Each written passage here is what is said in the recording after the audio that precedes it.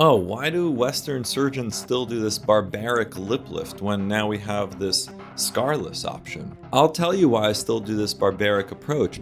This is the endonasal approach. So the scar here is placed along the alar sulcus and the columella. However, the portion of the nasal sill is placed into the nose. So essentially, you place a portion of the scar to make it less visible inside the nose. And then you're taking the upper lip and you're essentially pulling it into the nose.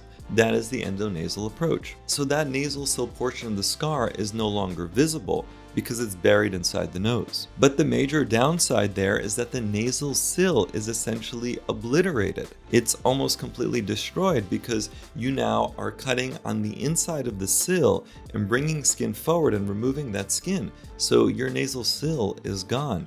And that's a very natural, normal landmark. And as the lip is brought into the nose, you lose that natural separation between the nasal subunit and the lip subunit.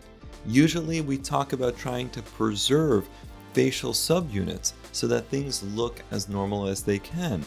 But as you take the lip and put it into the nose, you start to lose that natural division. And what happens ultimately is that nostril show will always increase with this type of endonasal approach. You get this flattening of this area and your nostril show always increases. This surgical approach has been gaining popularity in Korea, and it was recently featured on an account I found on TikTok called Memes. Take a look.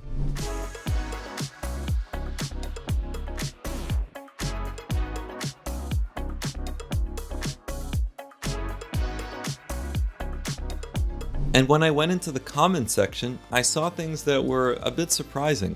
For example, some people were saying, oh, why do Western surgeons still do this barbaric lip lift when now we have this scarless option? I'll tell you why I still do this barbaric approach, because I like to preserve natural anatomy. I think destroying the nasal sill for a lip lift is not the best approach. And the scarring that you get from a bullhorn style lip lift can be minimized with the proper technique and scar management.